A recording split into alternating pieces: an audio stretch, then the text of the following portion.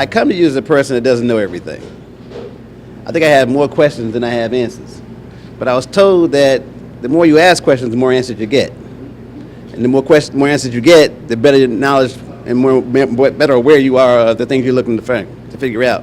So, my name's Hassan Williams, born and raised here in Roxbury, right down the street. I live at Washington and MLK. Went to high school here, went to college at Morehouse College, law school here, Boston College Law School. I'm an attorney here. I'm married.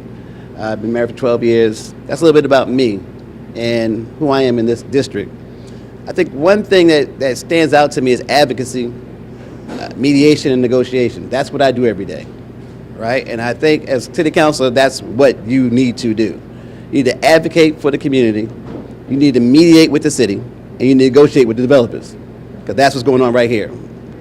As we all know, to really have a firm grasp of what gentrification is going to be to this city is based on the San Francisco model, where in San Francisco, the average price for one bedroom is $3,800 a month. That's a one-bedroom apartment. Boston is fast heading that direction. We've green-lighted all development here, so if you want to build something, come on, bring your money. We're letting you do it. But we're not doing that with an eye towards the community. We're not doing it with an eye towards, well, what does the community want and need in their particular section? Here in Roxbury, particularly, we just came from the meeting across the street, the 45 Townsend Street meeting, and they want to put a very large monstrosity in the middle of a neighborhood. That's essentially what it is, right? And it's been green lighted by the city. But that leads us to more gentrification, less services, more congestion, less parking, right? So I don't think that's very well thought out from the planning perspective, but it's also not very well mediated with the city. The city needs to have a process and stick by that process. That the community has a word, has a voice, and it's heard, and it's done with the communities in mind. I mean, if you go across the city in South Boston, Fenway, Chinatown, we all have the same exact problem. Same exact problem. I've been to meetings in South Boston, I've been to meetings in China, the same exact problem pops up. Well, they're just taking this big old thing here and not asking anything about it. What does that do to us? You know, I'm a person who was formerly homeless. I actually lived in the streets of Boston. I actually slept in the streets of Boston. I was actually told you can't stay here, you can't stay there. You know, because homeless people, they're moved, right? And so the reason why I got into this race is that very reason, because I cannot stand by and just watch people get moved out of the city. You know, I own a home now, right? I went from I actually went from homeless to a room, from room to apartment, of apartment to a house, right? And to sit back and just watch that is appalling to me, so I'm not going to do that. I decided to get in the race for that very reason, because for me, I have a plan that will help to stabilize this gentrification, and that's the mediation part and the negotiation part, right? So by way of my job, you know, they say that lawyers are counselors. They call us counselors, right? So we actually do the job of city councilors to some degree without having to read the title. So I deal with housing issues all day long. I deal with developers all day long. I deal with needs of our community. So for me, any person that takes this seat as city councilor had better have a plan. You better have a plan. You better know how to effectuate that plan. You better know how to mediate, because that is what's needed. I think we're going running a miss. We're a bunch of ships just getting dumped upon, and now we're saying, okay, well, where's that landing? So for me, some of the things I would think about, and I'll reveal some of it here. I really think we need to take another look at and really examine, because I've actually tried to put it in place, of returning to rent control. That is one of the things that San Francisco has that we don't have, is rent control. Now, why do I say rent control? 65% of the people that live in Roxbury are renters, right? Now, I have young ladies and young men that I talk to all the time who are being kicked out of their homes, not because they're not paying rent. They're getting kicked out of their homes because the landlord wants more money, right? Rent control helps to alleviate that. Rent control slows that down almost to a crawl, right? And it allows people to stay in their homes, allows to preserve and stabilize a neighborhood, The second piece of that is when property values go up, property taxes go up. Property taxes go up, people on fixed incomes now are being squeezed, right? So one of the things I look to solve that problem is to cap property taxes. I have a 50, 60, 82 plan that will cap property taxes. In that, the city has a genuine right to understand and want property taxes. That's how we pay for our city services. We pay for our police officers, our firemen, our teachers. It comes from our property taxes, right? So you have a right to collect those property taxes, but there's a way that you can do that balances those coming into the city and what they're paying, which would be the regular standard rate, and those who actually been here for 20 plus years, right? Because those are people who are on fixed incomes. That capping those property taxes will stop people from losing their homes because their fixed income will stay fixed, right?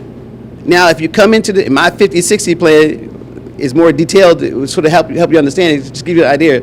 If you buy a home at the age of 50 and you keep the home to the age of 60, you will have vested 10 years in this community at paying the regular standard property taxes. From 60 to 82, your property tax will start to go down more dramatically when you become 70 to 80, right? And then at 80, they're capped. They can't go up at all. So now your fixed income is just that, a fixed income that's manageable, doable, and the city's not going to look to you because they've already gotten 30 years out of you in property taxes, right? So now if you're 20 and you buy a home, you're going to be paying property taxes. It doesn't really kick in until you're in your 50s and 60s and 70s, right? That's how you preserve communities. Our job is to preserve communities, not to throw people out. Now, what about the city's genuine interest in getting property taxes? Well, where are we going to get these revenues from? And I guess I am rolling my plan on assembly right now because I'm about to talk to you next piece. I would like to have a municipal services tax for large nonprofits and universities.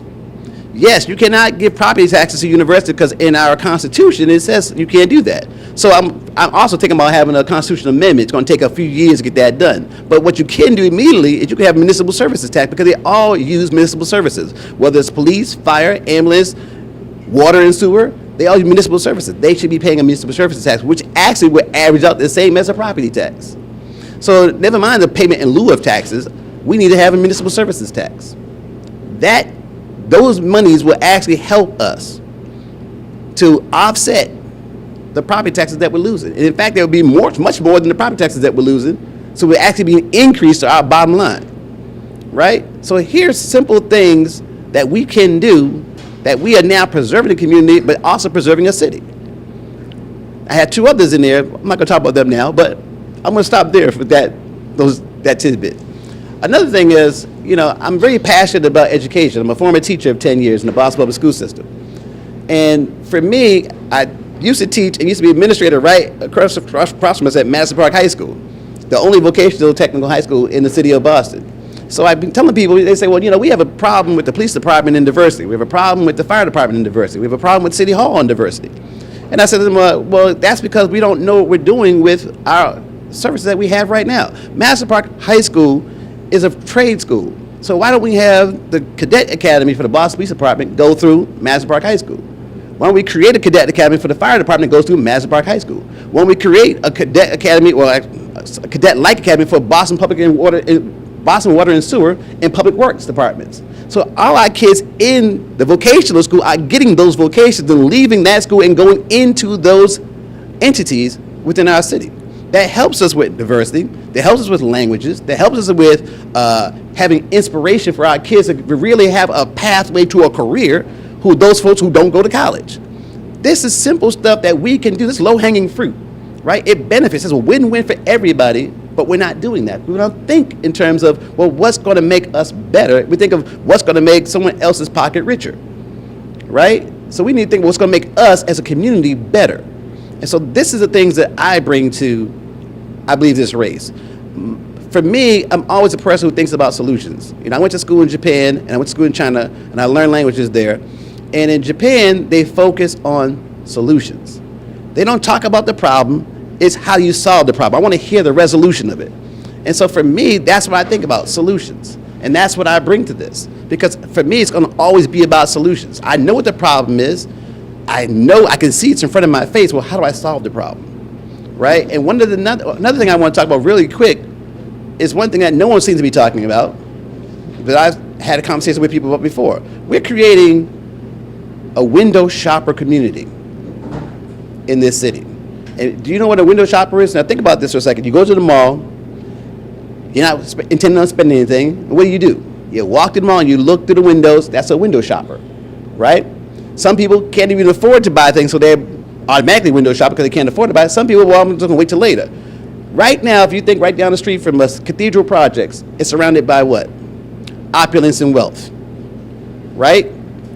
Did you ever ask yourself, where can they go get a meal that they can afford? Because the restaurant across the street is $30 a plate. They can't afford that. So they literally have to go beyond us to Eggleston Square to get a meal that's $12 a plate that they can afford. That's a window shopper community. West End Projects is the most prolific window shop community we have. People don't even know it's there. TD Garden, next to TD Garden is Tip O'Neill building. Next to Tip O'Neill, it looks fancy from the outside, but it is literally public housing. Ask yourself, where can those people go and eat? Anywhere downtown. They can eat the pizza shop across the street. That's not healthy food. So where can they go and eat? We're creating window shopper societies in this city. That's one of the drawbacks, one of the negative pieces of gentrification. So for me, we need to subsidize the commercial entities to allow a restaurant to have a $12 meal in the very same neighborhood where the people live. A few of them. So therefore, they can enjoy the street, Washington Street, Board Street, wherever they live, just like everybody else is enjoying it, right? And I have to travel 5 miles to get a meal, but at the same time, they won't feel that they're now being marginalized to the point of the anger and rage that's growing in them that says, we don't matter. It's like you do matter. And here's how we're going to help you matter. We're going to allow you to enjoy a meal in your own neighborhood. We're going to allow you to shop in your own neighborhood. We're going to subsidize some things to help you. And where we get that money from? We can get that money from the municipal services tax. Right? So we can effectively pay for these things and have communities that are for everyone. Because that's the way the city should be. A community for everyone. A city for everyone. You want to be wealthy, move to Roxbury? We want you here. Come on. I want a thriving shopping center. I want a thriving business center. Right? I need folks with some money to come here and spend some money. I don't want this place shutting down at 8 o'clock, and therefore you cannot even walk through here because everything's shut down. Number one, I want to get all these greats out of here too, because I want to be inviting and welcoming, right? So I need people who with some market rate dollars to come in and spend some money. But at the same time, I want them to come in with the understanding that we are coming to join a community, not take over a community. We're coming to be one with the community because we love the place the same way as they love the place, right? And so that's what I'm looking for, and that's why I'm asking to be your city councilor. Those are the qualifications that I bring. So I ask for your vote, certainly on September 26th as well as November 7th. I believe that I have the requisite skills, the experience, and the tenacity, but also the humility to be an effective councilor. I think those are very important things to have. I think from a problem-solving perspective, I advocate, negotiate, and mediate in everything that I do, every day. And I think that's the skill set that we need in this district. I think it's going to be beneficial to us to have someone who's an attorney who actually reads laws, understands laws. That's a plus for us, because it helps us to understand that there's someone who can help us to understand what's going on around us and help us to really have a grasp of it and to navigate the waters with it. I think that's very important. I think my roots are unquestionable. I'm born and raised here.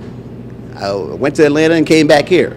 I went to China, Japan, came back here. I went to Brazil, came back here. For some reason, I'm still here in Boston, Massachusetts. Why? Because I love this city. It's my city, right? And I own a home here. My law practice is here. Everything that I do in my life is here. My wife is here, right? Everything we do is here.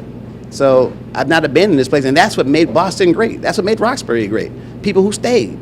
When everyone else left, we stayed. And now everyone wants to come and take it over. Oh, yeah, y'all kept it like this? Oh, yeah, we kept it. And now they want it. No, we're going to stay be right here with you. Right? We're not leaving. We're going to stay right here with you. You can come and enjoy it, but we're going to enjoy it as well.